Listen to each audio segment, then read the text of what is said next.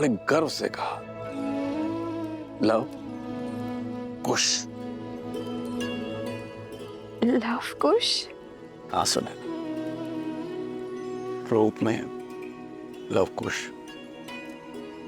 किंतु स्वरूप में जैसे स्वयं साक्षात श्री राम सामने खड़े, दो तन एक मन। घास के तिनके से एक भाग कठोर और तीखा, तो दूसरा भाग सरल और कोमल।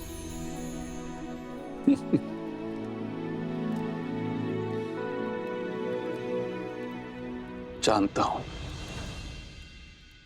इस कथा को सुनकर तुम अत्यंत व्याकुल हो रही है, किंतु बताना भी आवश्यक है, क्योंकि उन वीर बालकों को देखकर मुझे अयोध्या के राजकुमारों का स्मरण आया। और मुख, क्या उनके मुख पर आपको सीता के मुख की आभा नहीं दिखी? और उसके माथे की रेखाएं भी नहीं दिखी आपको? मैं उनकी माता से मिला, किंतु सीता नहीं थी। और छवि, क्या आपको उनमें सीता की छवि भी नहीं दिखाई दी? 40 वर्षों से मैंने अपनी पुत्री सीता का मुख भी नहीं देखा। अब तो उसकी स्मृति भी विस्मृत होने लगी है।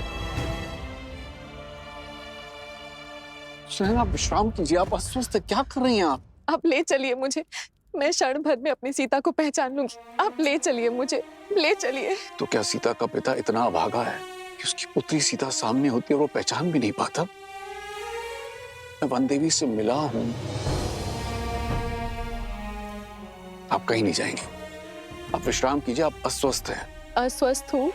जब से मेरी पुत्री चली गई है, मैं क्षण भर में उसे पहचान लेती। आप उन ऋषि कुमारों को खोजने के लिए 8 दिशाओं में अपने सैनिकों को भेज दीजिए। मैं उन्हें देखते ही उनके अस्तित्व का पता कर लूंगी। आप कुछ कीजिए ना।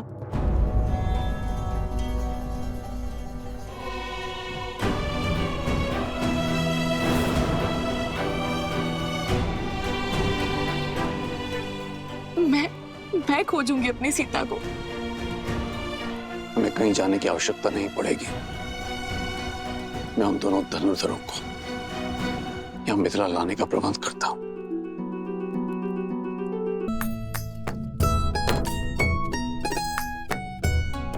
लव भैया, अभी तो स्वच्छ किया था, विशेष तुनीर को लेकर क्यों बैठ गए?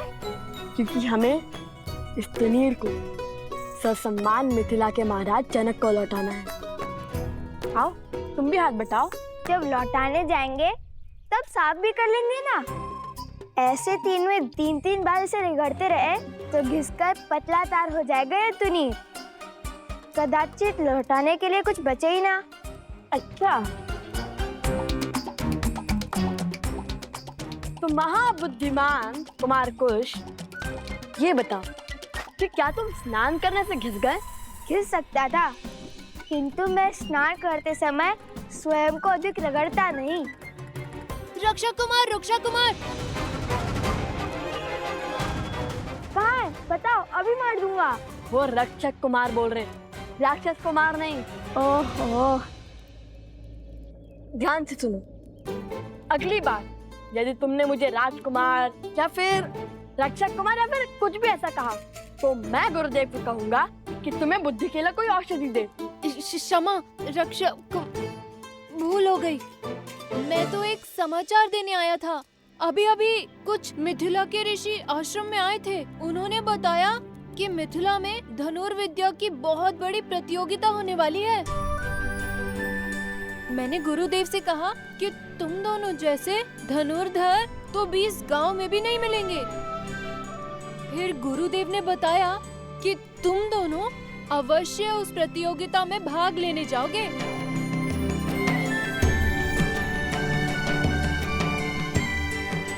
अब केवल भगवान भगवान वाल्मीकि की आज्ञा शेष है।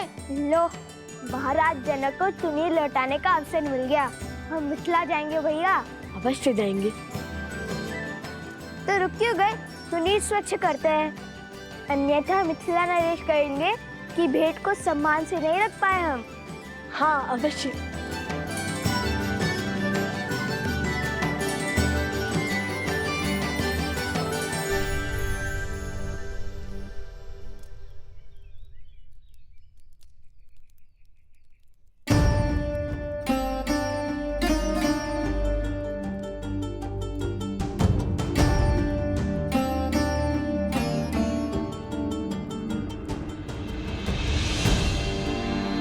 प्रणाम ऋषिवर।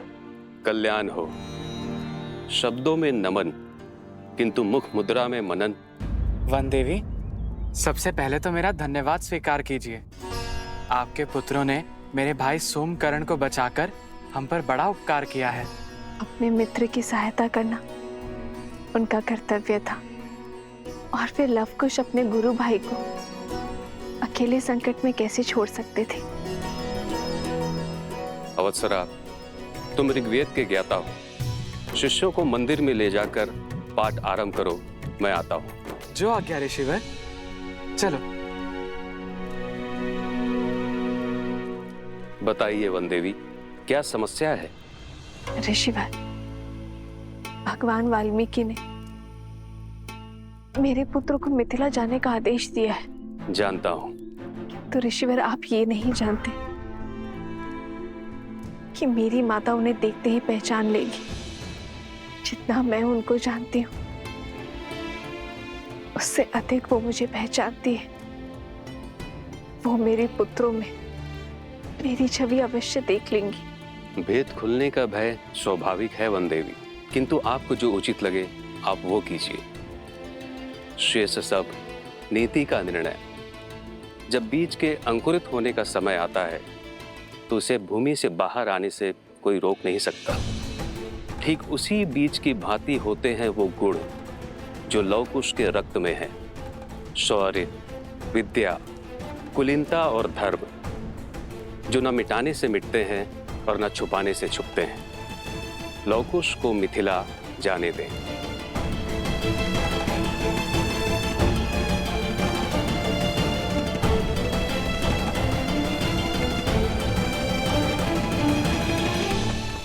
मिथिला स्वयं जाना आवश्यक है प्रभु। केवल निमंत्रण ही तो है, कोई भी जा सकता है। नहीं आर्य सुमन, मिथिला जाने का कारण केवल निमंत्रण नहीं है। मिथिला मेरी प्रतीक्षा कर रही है। सीता के साथ जो हुआ उस पर मिथिला ने कोई आपत्ति नहीं की। यदि अब यह जमाता निमंत्रण देने नहीं पहुंचेगा तो उनका मन विचलित हो सकता है, और फिर मिथिला में मेरी सीता की स्मृतियां बसी हैं। मिथिला की वो गलियां, वो आंगन, वो बाग, वो उपवन, वो सभा मैं पुनः देखना चाहता हूं आर्य सुमंत। जहां मेरी सीता पली बढ़ी, जहां मैं उससे मिला। वर्षों से मैंने मेरी सीता को नहीं देखा है। उनके माता पिता का आशीष लूंगा तो मेरे मन को थोड़ी ठंडक पहुंचेगी। प्रभु, मेरी भी प्रबल इच्छा है वहां पर जाने की। मेरी तो सदा से ही इच्छा थी उस पावन भूमि को देखने की जिसने इस संसार को और मेरे प्रभु श्री राम को माता सीता दी। प्रभु, आपके आशीर्वाद से आज ये मेरा स्वप्न भी पूरा हो जाएगा। ये कोलाहल कैसा है? प्रभु, मैं देखता हूं।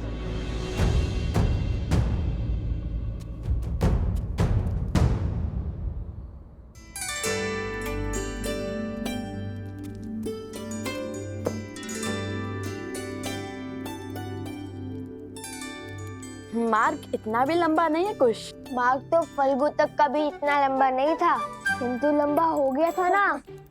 कहीं सोमकर्ण पुनः लुप्त हो गया तो? जैसे अपने मकरासुर के युद्ध में जो सीखा उसका उपयोग रक्त केतु के जाल से बचने के लिए किया, वैसे मैंने भी सीखा है ढेर सारे भोजन साथ लेकर चलना। हे कुमार कुश, इस बार कहीं नहीं जाएगा सोमकरण, क्योंकि इस बार हमारे मार्ग में हमारे साथ उसके भाई और हमारे उपगुरु अवस्था भी साथ जा रहे हैं। और भला बड़े भाई के होते हुए छोटे भाई को कुछ हो सकता है क्या? तो ये भोजन छोड़ दूं भैया? अरे नहीं नहीं नहीं, ये तो शस्त्रों से भी अधिक महत्वपूर्ण है, क्योंकि यदि तुम्हारा पेट भरा रहेगा तो भूख भुलाने के लिए तुम्हारी उटपटांग बातें और विचित्र कुतर्कों के बाण नहीं सहने पड़ेंगे हमें। पिछली बार तो गांव उठाने की बात कर रहे थे, इस बार पूरा संसार ना उठा लेना तुम। भैया मुझे तो अब भी विश्वास नहीं हो रहा है कि हम देवी सीता की नगरी जा रहे हैं। वो उपवन, वहाँ के शिव मंदिर, वो दरबार जहाँ पे श्री राम ने धनुष बाण किया, सब साक्षात देखने को मिलेंगे, है ना भैया? अद्भुत। अवश्य।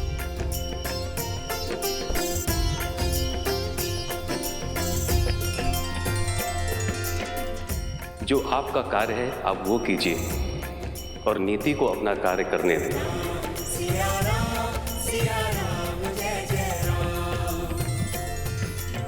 प्रणाम ब्राह्मण देव, कहिए क्या समस्या है? प्रभु ये लोग। महाराज की जय हो। मैं मत्स्य राज्य से आया हूँ, आपके लिए मत्स्य राज की राजकुमारी का विवाह का प्रस्ताव लेकर। ये देखिए महाराज, उर्वशी और रंभा से भी अधिक सुंदर है हमारी राजकुमारी। महाराज त्रिशानु की ओर से छोटी सी भेंट।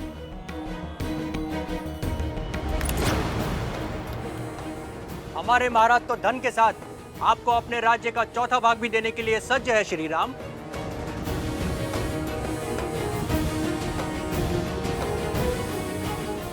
आप सबका प्रस्ताव भले ही उचित हो, किंतु उसे देने का उपक्रम अनुचित भी है और अनीतिपूर्ण भी। विवाह कोई व्यवसाय नहीं है जिसका आधार केवल संपत्ति का लेन देन हो। ये मेरा आपसे अनुरोध है कि अपनी राजकुमारियों का अपमान ना करें। एक स्त्री को भोग्य बनाकर प्रस्तुत ना करें।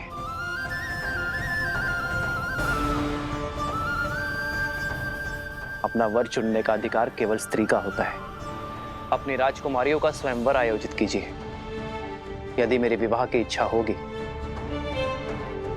तो मैं स्वयंवर में भाग लेने अवश्य आऊंगा। धन्य है आप श्री राम, आपके शब्दों ने हमें हमारी भूल का आभास करवाया। आपके आदेश का पालन अवश्य होगा। धन्यवाद। आप सब बड़ी दूर से आए हैं, कुछ दिनों के लिए अयोध्या में विश्राम आदि करके ही लौटिएगा। आज्ञा दे।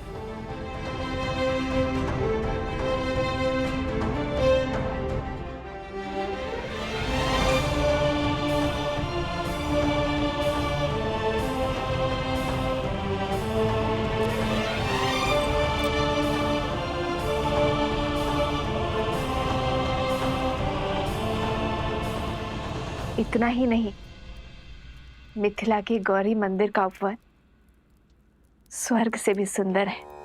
रंग बिरंगे पुष्प, सरोवर मंत्र मुग्ध कर देंगे तुम्हें। माता, ऐसा लगता है जैसे आप मिथिला और महारानी सीता के दर्शन कर चुकी हैं।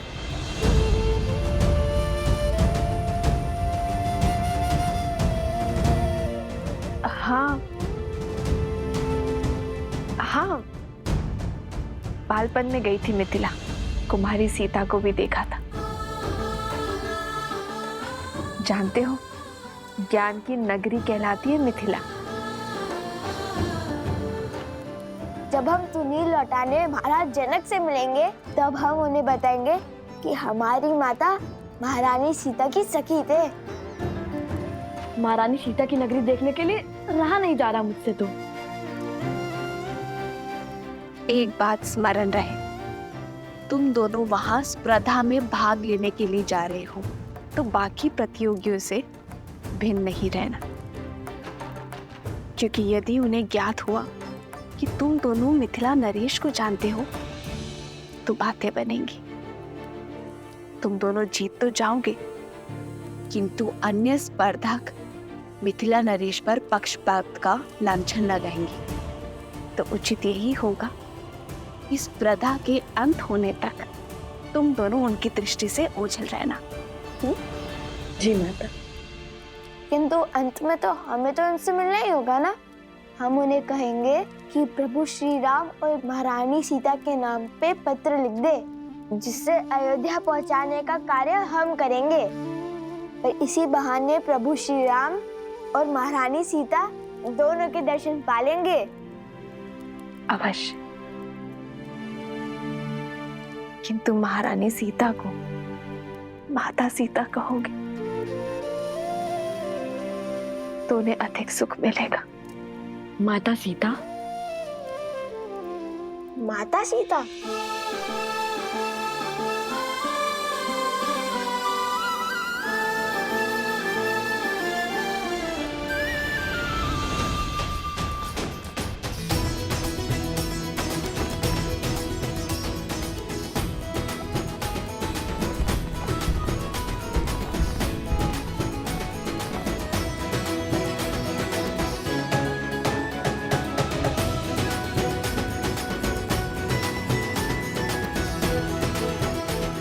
ठीक है भैया, कितना भव्य आयोजन लगता है।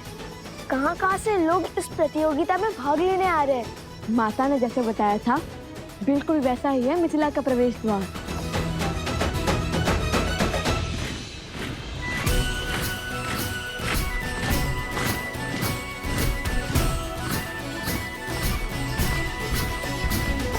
अयोध्या का ध्वज? ये क्या अयोध्या की सेना आ रही है? सेना नहीं, ये महाराज के रक्षक हैं। ये तो अयोध्या की सेना की केवल एक टुकड़ी है। अर्थात? वो देखो, महाराज का रथ, उनका छत्र।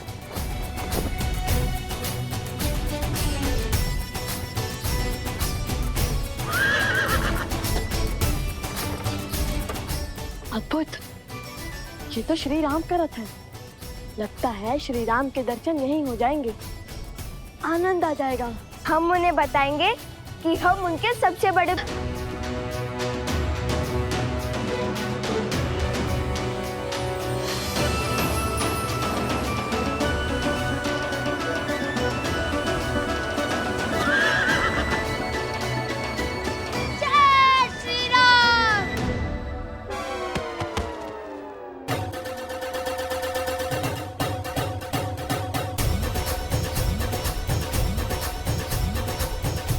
शीघ्र चलिए भैया, लगता है श्री राम के दर्शन हो ही जाएंगे। अवश्य।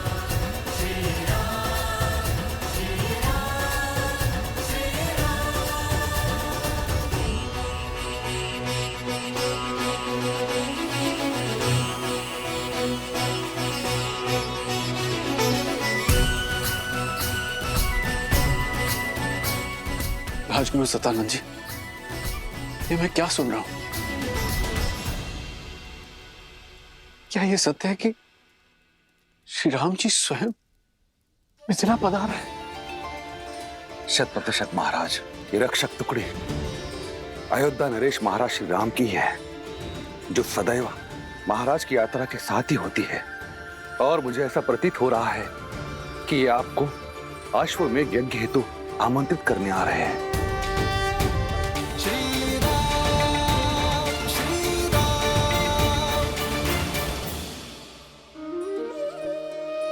तब तो ये संकेत और समाचार दोनों अत्यंत शुभ हैं। कदाचित आज यहां वो होने जा रहा है जो कभी किसी ने नहीं सोचा होगा। भ्राता कुशाध्वज, अयोध्या नरेश के विशेष स्वागत का प्रबंध किया जाए और कोई ये ना भूले कि वो हमारे जमाता भी हैं। क्षमा महाराज, किंतु मिथिला की राजकुमारी आपकी पुत्री का त्याग करने वाले का कैसा स्वागत सत्कार।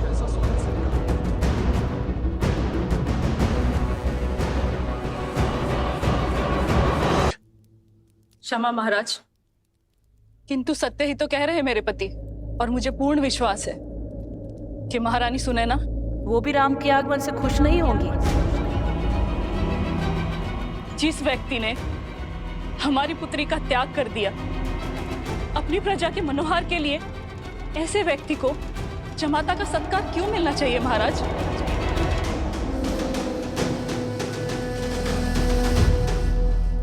उचित कह रही हैं देवी चंद्रभागा।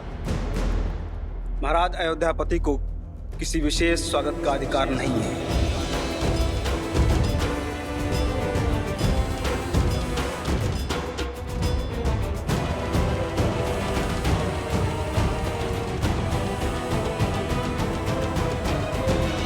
सीता ने मुझे एक पत्र लिखा था जिसमें उसने स्पष्ट रूप से अयोध्यापति को निर्दोष कहा था, क्योंकि तब वो अयोध्या में थी।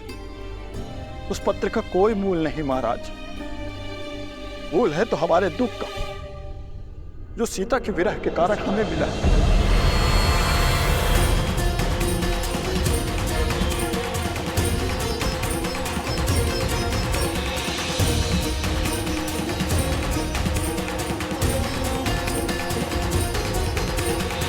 भ्राता कुशाध्वज, अयोध्या नरेश के विशेष स्वागत का प्रबंध किया जाए। क्षमा महाराज, आपकी पुत्री का त्याग करने वाले का कैसा स्वागत सत्कार, कैसा स्वागत सत्कार। सीता ने मुझे एक पत्र लिखा था जिसमें उसने स्पष्ट रूप से अयोध्यापति को निर्दोष कहा था, क्योंकि तब वो अयोध्या में थी। उस पत्र का कोई मूल नहीं महाराज। मूल है तो हमारे दुख का, जो सीता के विरह के कारण हमें मिला।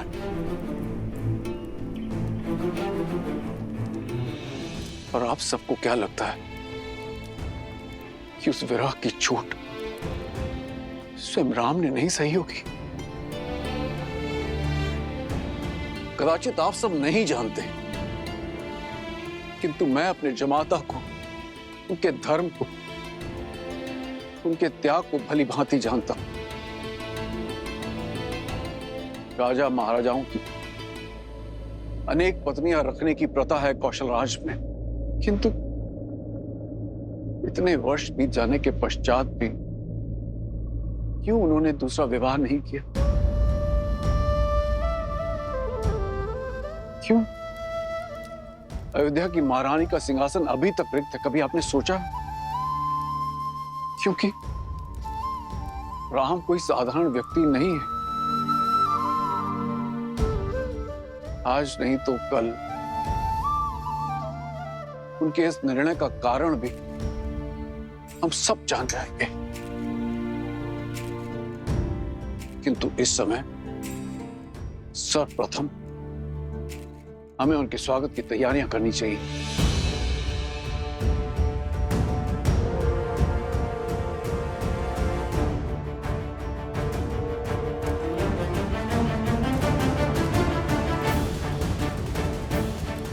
ये हमारा आदेश है।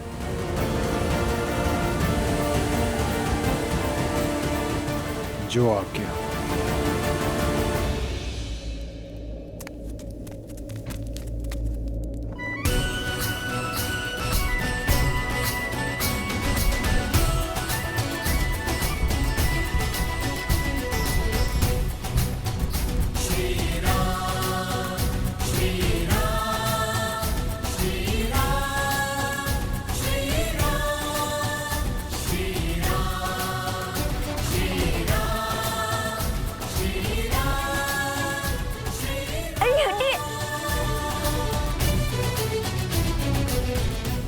भैया, रथ में तो कोई नहीं है।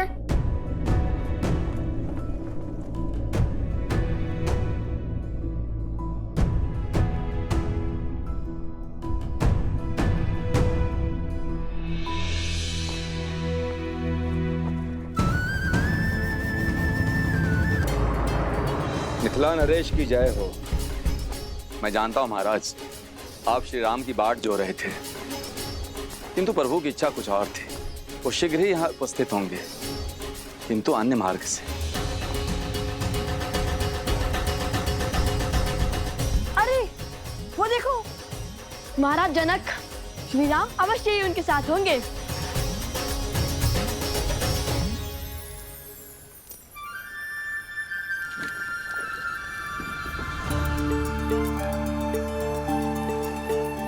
लगता है इस मार्ग से बीती कोई स्मृति जुड़ी है।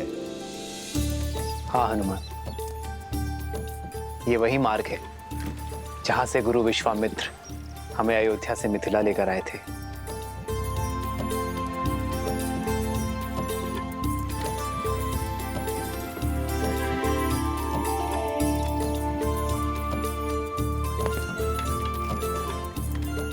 हनुमान, ये मिथिला का पिछला भाग है।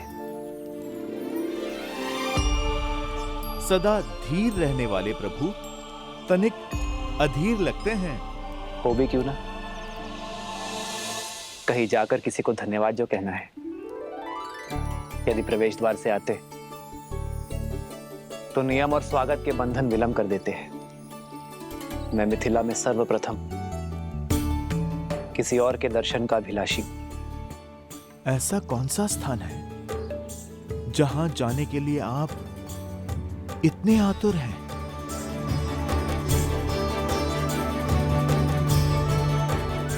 आओ हनुमान।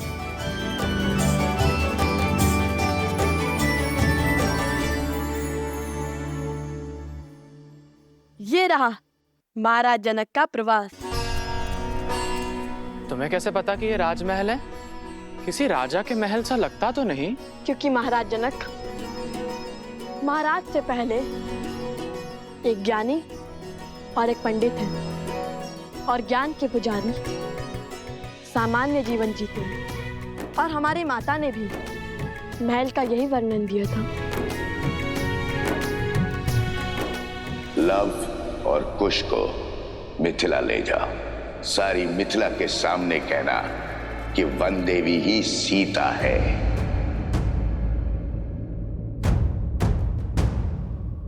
भैया, हम भीतर नहीं जा सकते। माता ने कहा था स्पर्धा से पहले महाराज से नहीं मिलना। अरे हाँ,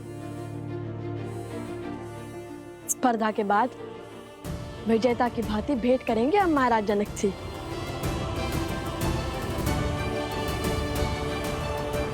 चलो।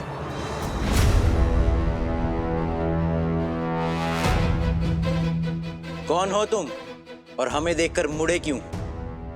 और ये महाराजा जनक का तुनीर तुम्हारे पास क्या कर रहा है? महाराज जनक ने हमें स्वयं दिया था जब हम राक्षसों से युद्ध कर रहे थे, और इसे ही तो लौटाने हम मिथिला आए हैं। मूर्ख समझते हो? अवश्य ही ये तुनीर तुमने चुराया है।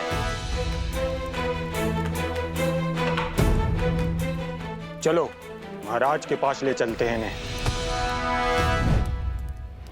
सावधान, वेशभूषा से कभी भी किसी का आकलन नहीं करते हैं। रावण ने भी श्री राम को एक वनवासी समझ के यही भूल की थी।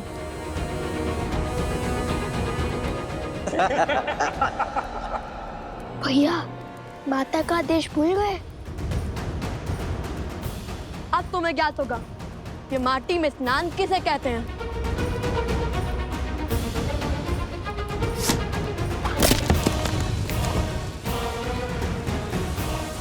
भागो भैया।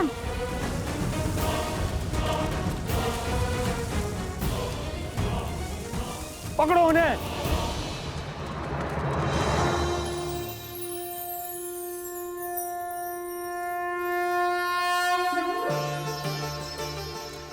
माता,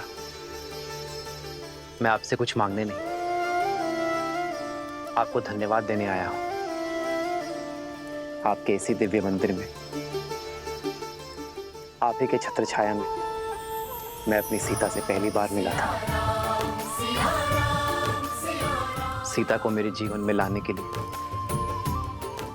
उसे मेरी जीवन संगिनी बनाने के लिए धन्यवाद माता। सब सुख तो पा लिया मैंने, किंतु दुख केवल इस बात का है कि मेरी संतान आपके दर्शन से वंचित रह गई।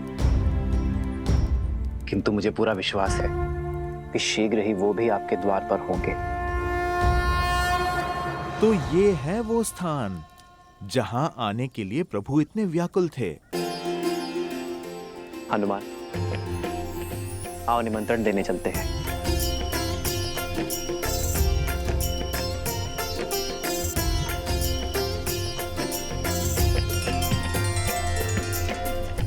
भैया,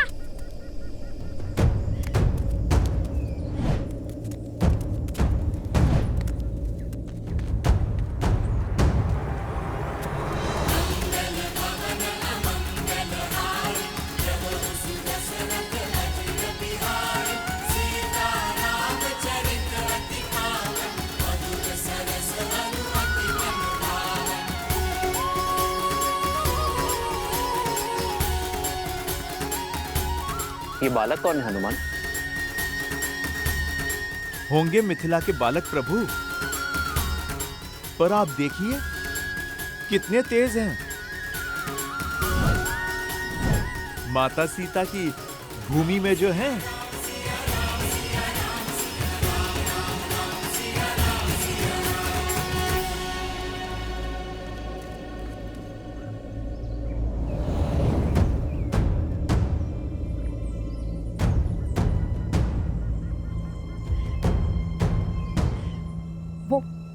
वो छिद्र बहुत ही छोटा है, हम उसके भीतर जाते हैं। वहां सैनिक प्रवेश नहीं कर सकते।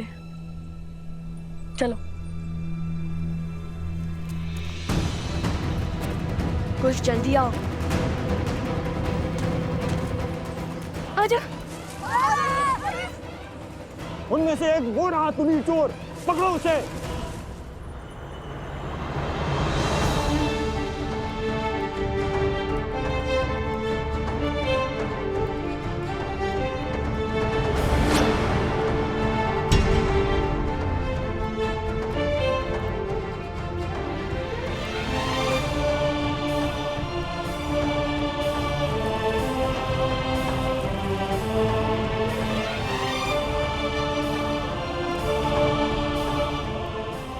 रहने दीजिए महाराज।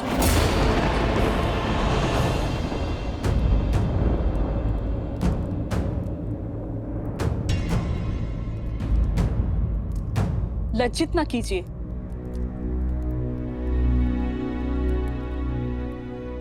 मेरी धर्म पत्नी की चाची श्री हैं आप, मेरी माता समान, और अपनी माता का सम्मान करना पुत्र का कर्तव्य होता है। वो कर्तव्य, वो धर्म मिथिला के जमाता पुत्री सीता के पति का था।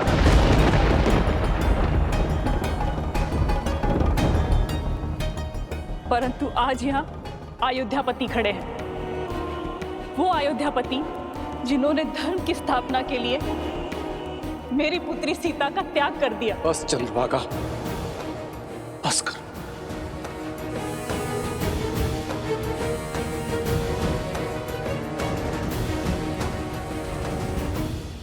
माता को मन की व्यथा कहने दीजिए महाराज। हृदय की पीड़ा को ना बताया तो वो घाव बन जाती है। कितने महान है ना आप, फिर से यहाँ महानता जताने का अवसर खोया नहीं आपने। हर दिशा में आपका गुणगान गूंजता है। हर कोई राम जैसा पुत्र और जमाता चाहता है, किंतु मेरा मन कहता है कि मिथिला की हर एक दीवार पर लिखवा दिया जाए कि अयोध्या में कोई अपनी पुत्री न ब्याहे।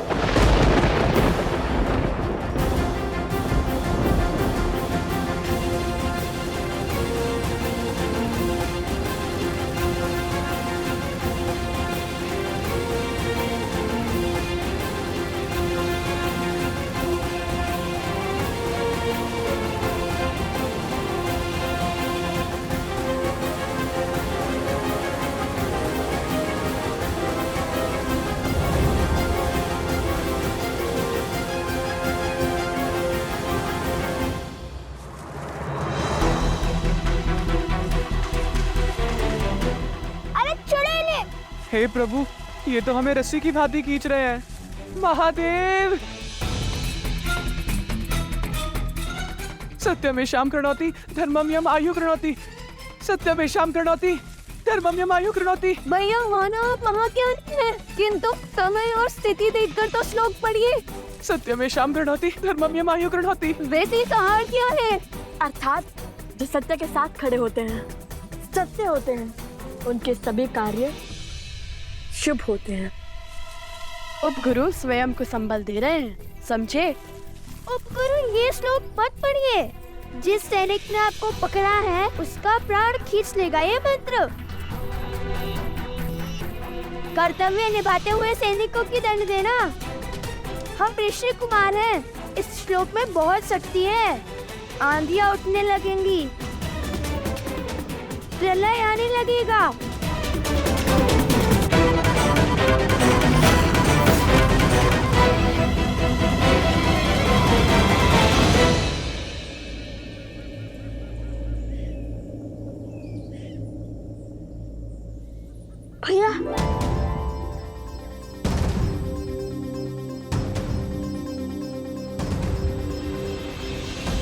क्या माता सुनैना भी इसीलिए नहीं आई स्वागत करने?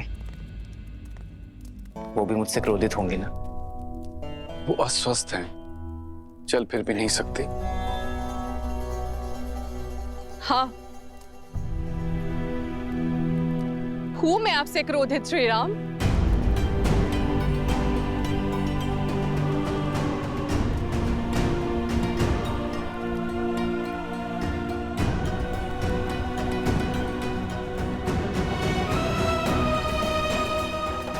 सुनैना,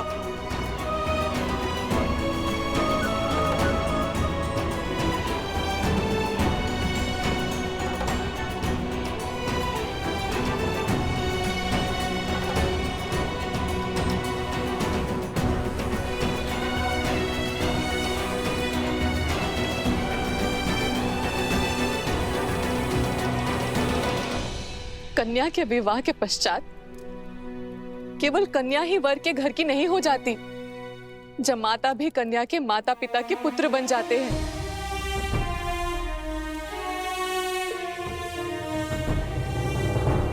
मैं जानती हूं कि धर्म स्थापना के पद पर निकले पथिक को घर परिवार की सुध नहीं होती, किंतु इतने वर्षों में अब एक बार तो हमारे द्वार पर आते राम।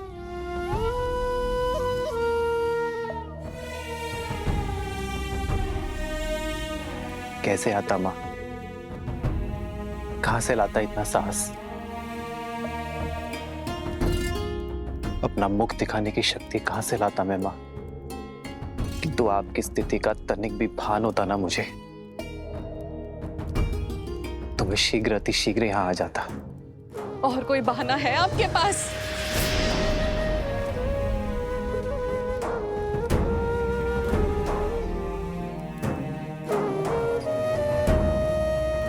सीता और आपके विवाह के क्षण मुझे लगा था कि महादेव ने स्वयं आपको भेजा है, किंतु आपने मेरी पुत्री को त्याग कर मुझे अत्यंत दुख दिया है राम।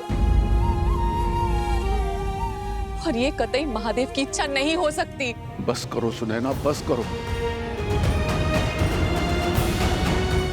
आपके पास अब भी कोई उत्तर नहीं है ना?